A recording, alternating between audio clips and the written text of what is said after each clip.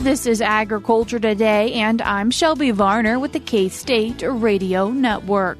Beginning the show is K-State law professor Roger McEowen as he discusses elements that should be included in hunting use agreements. Having them in writing helps to get the landlord and hunter-operator on the same page. K-State Farm System Specialist Ignacio Ciampitti continues today's show by reviewing how producers can check their soybeans and grain sorghum as it's getting closer to the end of their season. Rounding out the show today is the Beef Cattle Institute's Ask the Experts. K-State's Brad White, Bob Larson, and A.J. Tarpoff talk about the different times that producers could vaccinate their cows around breeding. That and more is coming up ahead on Agriculture Today.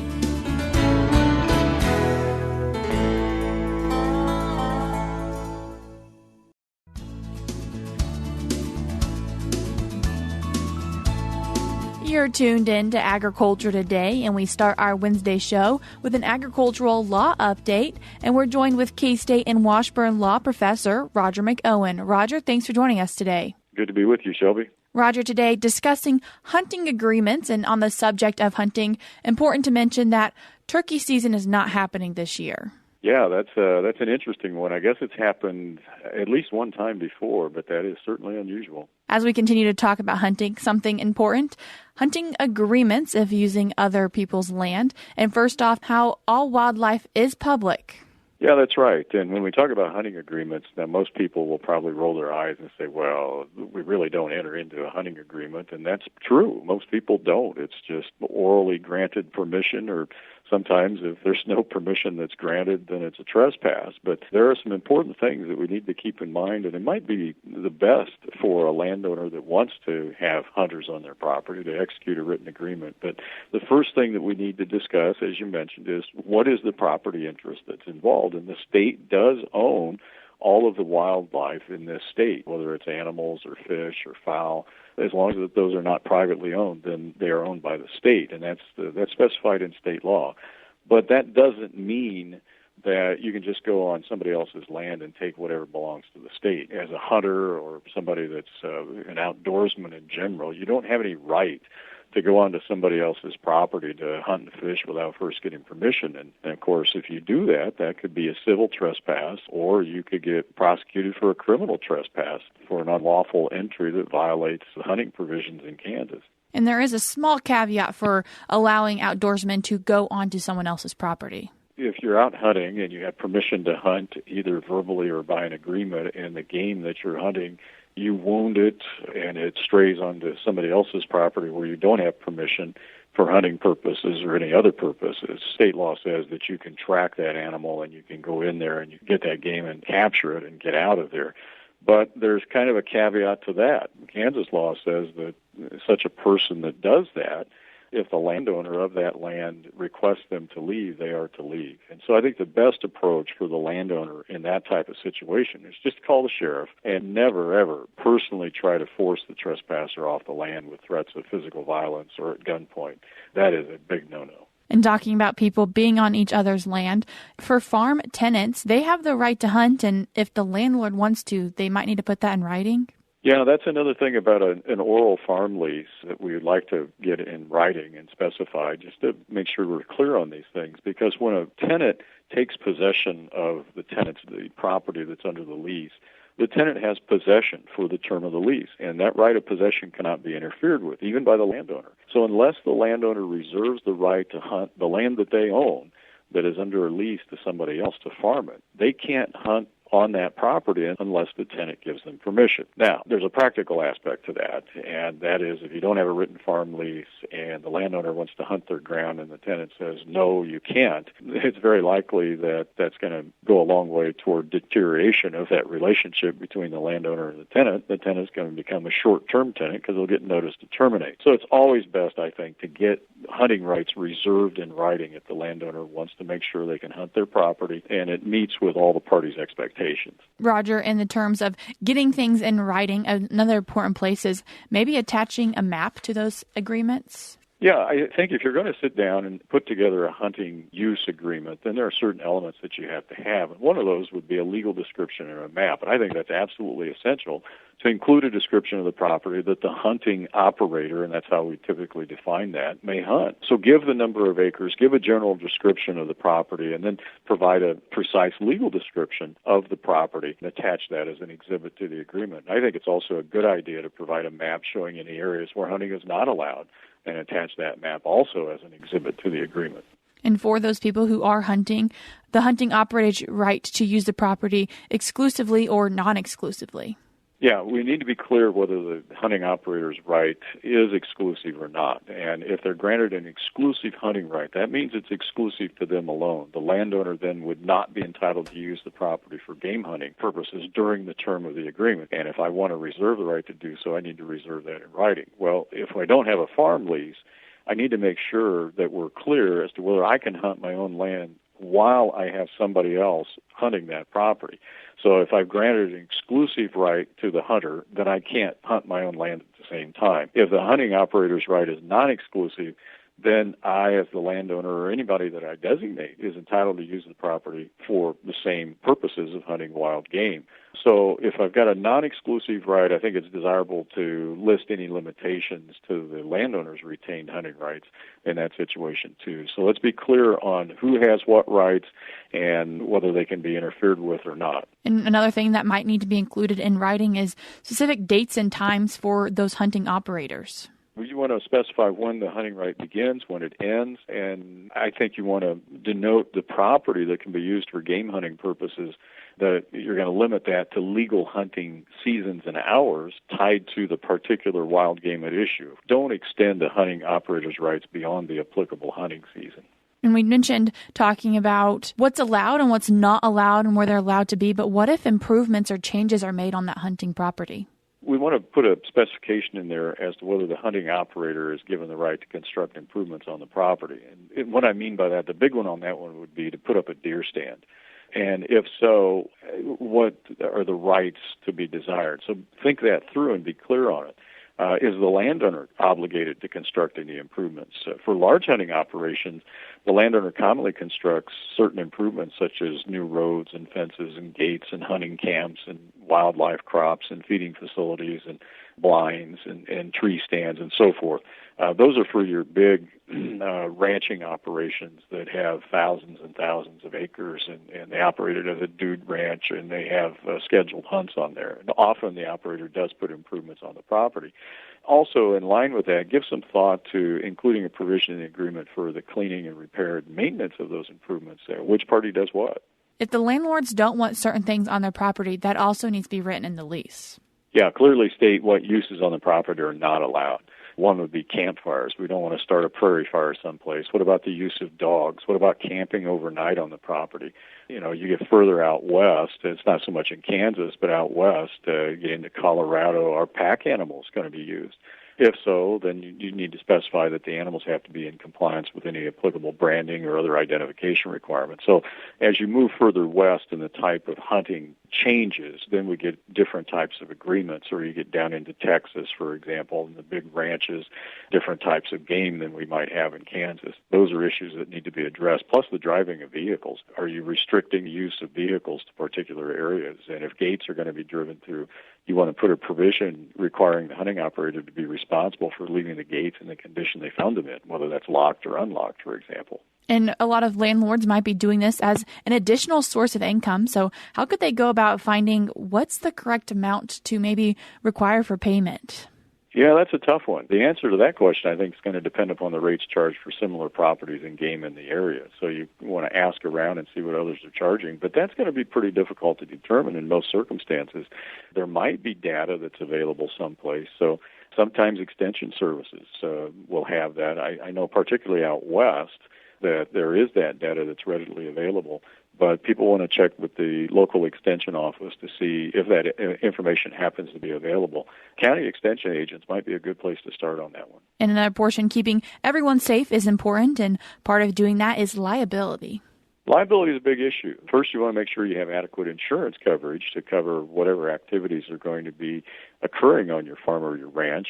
And that's a very important aspect of any fee-based activity on your farm or ranch. And the agreement, the hunting use agreement, should specify which party or both is to maintain liability insurance coverage and the amounts of the coverage.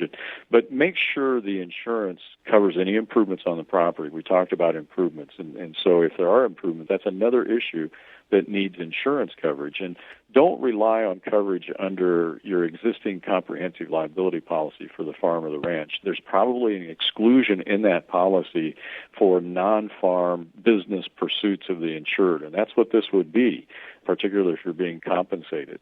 If you're being compensated for this, if you're charging for somebody to hunt on your property, that's going to fall within that exclusion, and your general comprehensive farm liability policy won't cover it. So you've got some things to talk about with your insurance agent to make sure that you're adequately protected. Are there sometimes state laws that interact with liability because of agritourism and recreational use statutes? Kansas, just like about every other state, has a recreational use statute that's designed to provide liability protection for farmers and ranchers that open their land up for recreational purposes.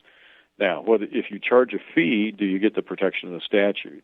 Technically, the statute says that in Kansas, but it's never been tested in court. So I really wouldn't want somebody to be the first test case on that one for fear that, the court might say, well, you're profiting from this, therefore you lose the protection of the statute. But basically what the statute does is treat an entrant for recreational purposes on a farm or ranch as a trespasser. And so you don't have any heightened duty of care that you owe those persons. So your liability potential goes down. It's not non-existent. You can still get sued and get hauled into court, but it might provide some protection in the right situation. That was K-State and Washburn Law Professor Roger McEowen. I will link the article in today's show notes, which you can find on agtoday.net. We're cutting to a short break now, but we'll be back with more ahead.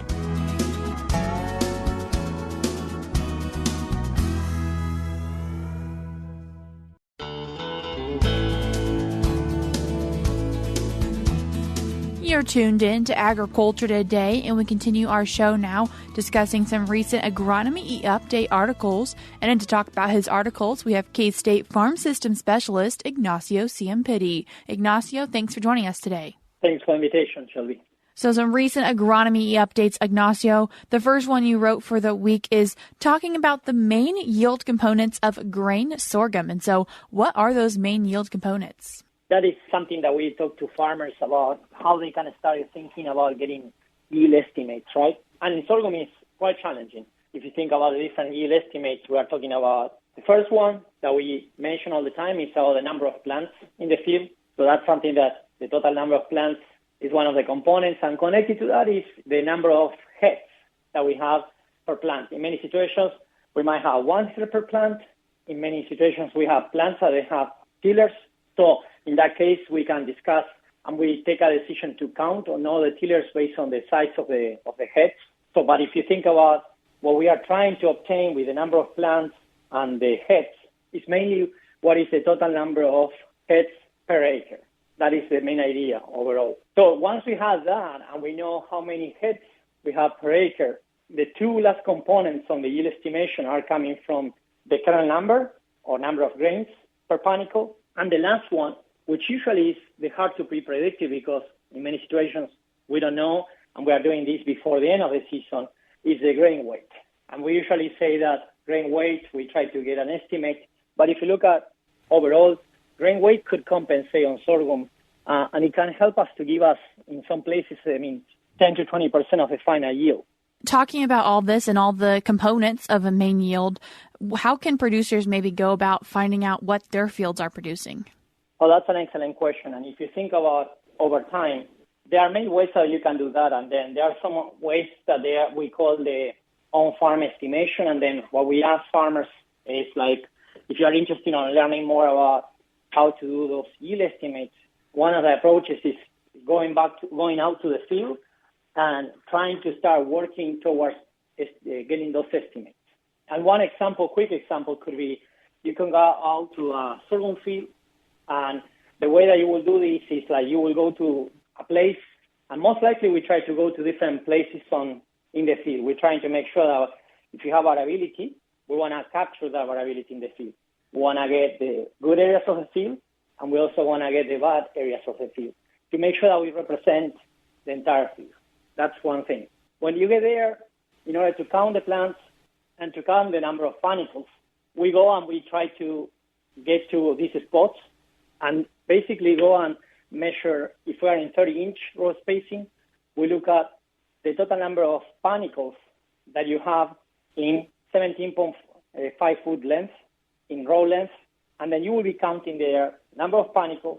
And in many situations, as I mentioned before, we count those panicles that they are larger size. So if you have panicles that they are just a few inches and they have very few grains, most of the times we try not to count those panicles because we will be doing an overestimation. After you do that, we have different ways or approaches to count the grains per head. We know that the grain number in sorghum is one of the most critical factors, and that grain number per panicle could go from 1,000 to 4,000. So we're not asking anyone to go to the field and start counting number of grains per panicle because it's gonna take a very long time. But what we are looking at, based on the size of the panicle and the weight, we have an application that we're developing that is taking pictures and helping the farmers to count the total number of grains. But if you want to get an estimate in many situations, by looking at the panicle size, the length of the panicle, and the width, we can get a very good idea of the total number of grains. And the last step is basically trying to get an estimate, depending on the growing season. If the growing seasons are really good from now until harvest, we put an estimate on the grain weight that is giving us a positive impact. If the growing season is poor, we put an estimate that is going to give a poor impact. Those are the things that we work on doing this yield estimation for sorghum. And this is something that when farmers want to do this in the field, we're asking them to go out and to do this in many areas of the field to make sure that basically they have like an estimate coming not from one place only, but an estimate that is coming from multiple places. And when should producers go out into their field and do this work? Usually we try to ask them to do it. Earliest that you can go is, I would say, no earlier than after flowering, and we usually say a couple weeks after flowering because we want to make sure that we have all the grains and we have less abortion. So I would say usually when we talk about time of the growing season, 2 or 3 weeks after flowering is the earliest that you can go to start making those estimates. Another crop that's kind of in the end of its growing season is soybeans, and something important with soybeans is its seed filling. When looking at soybeans, seed filling is one of the critical points. And when you look at seed filling, we need to start thinking about basically everything that connects to the seed filling. And one of the differences compared to sorghum that we want to emphasize all the time is seed filling for soybeans is a large factor contributing to yield. In sorghum, if you remember, we mentioned only close to 20% of the yield is coming from seed filling. For soybeans, we want to say that usually the total yield coming from seed filling, it could be closer to 40 to 50%. And that is a big difference. And that's one of the big points that we need to emphasize before we get into the yield prediction is for soybeans, seed filling is a huge component. And if we have a very poor seed filling, what will happen is that we will probably can get, in many situations, half of the expected crop yield. And this is one of the situations that we are facing this year because in many environments, seed filling for soybean usually happens from, I would say, mid-August to September. If you look at the growing conditions for the last mid-August to September, were not optimal. And I think that that's one of the big factors that when we start seeing farmers looking at those soybeans this year, they will start seeing that in many situations, those soybeans will have a very poor seed filling, so very small seed size. And the other problem that we will be facing is also that we will have a lot of still abortion. So we still have, in many situations, pots that they were not completely filled or seeds that they are aborted. And then that's one of the main points that we want to emphasize for farmers. And for those farmers, when a part of getting the soybean crop out of their field is letting the soybeans dry down. And so how long of a process do you think that's going to take this year? And that is something that we always emphasize that it could be really fast. If you look at the current growing conditions, it sometimes dry down goes completely fast. Soybean, and if you look at the seed, it reaches maturity with around 50% of water content. but from 50 to 13%, which is the ideal for harvesting. So we are talking about losing close to 40 points of water content in the seed, but it goes extremely fast. In some places, we have seen that goes only 10 to 15 days. And that is something that we emphasize to many farmers, because when you're looking about soybeans, one of the critical factors to recognize and to understand soybean, we are also wanted to maximize the volume of water that we sell. And if you are not on time, what will happen is that you will finish harvesting with a really low water content. If you finish harvesting with less than 13%, you will be losing money, because at the end of the day, harvesting at the optimal grain moisture, it maximizes the amount of volume that you sell. And if you harvest with a low seed moisture content, then you are losing and you are selling less volume. And that's one of the critical aspects that we want to mention to farmers. Is at the end of the day, being on top and trying to be on time for harvesting soybeans is critical. And usually happens quite fast. With this weather condition, high temperatures, lack of precipitation, that dry down is going to be fast. That soybean will get to maturity, and in probably less than 10 days, you might be ready to harvest. And that's one of the points that we want to really emphasize on the soybean side. So what do producers need to see out in their field that says, I'm ready to harvest their crop now? It's so critical. I mean, it's nothing that you will say, you will go and look visually the plant and say, no, it's ready to harvest. You need to go and do an inspection. You need to scout the fields. You need to walk.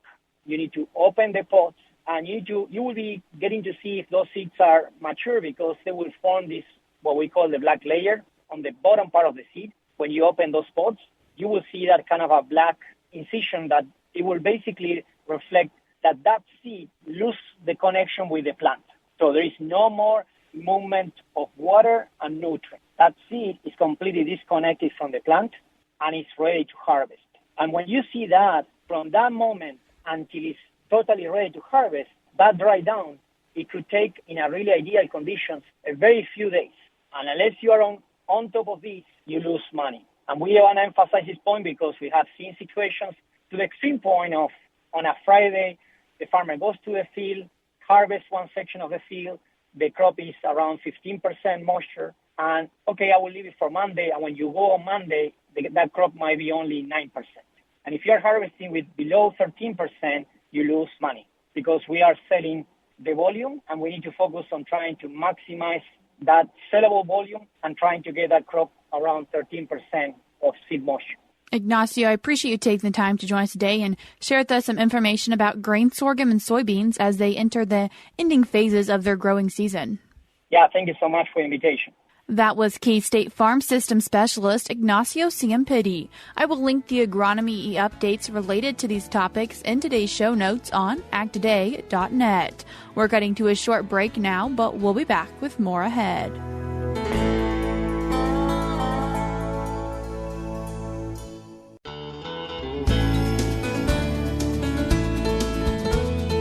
You're tuned in to Agriculture Today, and we continue our show with the Beef Cattle Institute's Ask the Experts. Hi, welcome to Beef Cattle Institute's Ask the Experts, where our experts answer your question. I'm Brad White. I'm joined by two good experts today, Dr. Bob Larson. Hey, good morning. And Dr. A.J. Tarpoff. Good morning. So we've got a great listener question today, and as they answer it, they get up to 10 points for their answer. As always, if you have a question for us, you can send it to us at bci@ksu.edu. And the question was, should I vaccinate them at pre-breeding, or should I vaccinate them at mid-gestation or pregnancy check time? AJ, I'm going to go to you first. So my number one thing when vaccinating cattle, especially, cows, is you have them caught. So if you're already working them, if you're already moving pastures, having them caught, I think, is essential. So that would be my number one. And then time frame, before breeding or after breeding, I think it comes down to what's your risk? What's your perceived risk? Are you concerned about maintaining pregnancy, or are you concerned about making sure we have high-quality colostrum for the cow? Excellent. So a couple good points there. So AJ starts out with 5. Bob? The other consideration is really how much disease pressure or how often do you think you're going to actually be exposed to these types of germs? In that there's a lot of herds in this part of the world that are pretty closed. And so the germ pressure is relatively low. And I'm leading this with most of our pregnancy, abortion prevention concern is in the first half to 2/3 of pregnancy. So the ideal time would be right before the start of pregnancy. But like AJ said, I've got them caught 2/3 of the way through pregnancy. And so that's not necessarily the ideal time, but for most herds, that annual booster at that time is sufficient if it's a closed herd that the risk is moderate to low. And so I'm going to say fall for a spring calving herd in most situations. It fits I've got them caught, and it's good enough from an immunologic standpoint. Bob ended up with 6 points because he answered the question. You said either time. You didn't really answer the question. So I want to follow up. Both of you said it's based on both the risk and the stage of production, right? So when they are and what I'm concerned about and my external risks. But I want to ask, how long do those vaccines last? Because the way we're discussing it, we're saying that effect of vaccines may go up and down, may not be the same throughout an entire year. How long do we have some protection from those vaccines? Well, the perfect academic answer is it depends. Okay. It depends on what we're concerned about. We can get long-lasting protection and kind of a year-round booster from our clostridials, from some of our IBR and BVD. We can get some pretty good length of duration. Some of them, however, if we have concerns about lepto and some of the other issues like that, we may not have long-lasting protection, where in some herds, and I work with them, that they may need vaccinated prior to breeding as well as at preg check to make sure that we are maintaining that pregnancy throughout. Okay, excellent answer, because it really, based on which pathogen we're talking about, the length of immunity varies, which makes a difference in when I plug it into the program. So, Bob, I'm going to ask you a slightly different question. How does our management of vaccine program in heifers impact our cow vaccine program, if at all? Well, I think it does, because I think for many of the diseases that we're talking about that can cause some pregnancy loss, probably my younger animals are more at risk, because these are actually relatively common germs. And the adults build some immunity over time, either through vaccination or natural exposure. And so the animals on the herd that are the least protected are the young ones. So I think a good vaccination program starts with my replacement heifers. And so that's where I'm really going to emphasize a couple of doses before their first breeding season, get them set up well. And then in a lot of herds, kind of that annual booster, almost any time I've got them caught, is sufficient if I set them up well as a heifer. So both of you guys are saying, as far as frequency, annual is fine. Are there situations where I may need to go more or less frequently than annual? Or is annual kind of your target? Annual at a minimum, and then depending on disease risk or anything along those lines, I may change and that's why every operation is different, and that's why understanding the local veterinarian's recommendation is really what we go with, is making sure that local veterinarian understands your operation and may perceive some of that regionalized or localized risk, that maybe we need 2 doses, one prior to breeding to protect pregnancy and one at preg check or prior to calving to help booster that colostrum and protect that pregnancy. Excellent. So make a plan for each herd as you go through.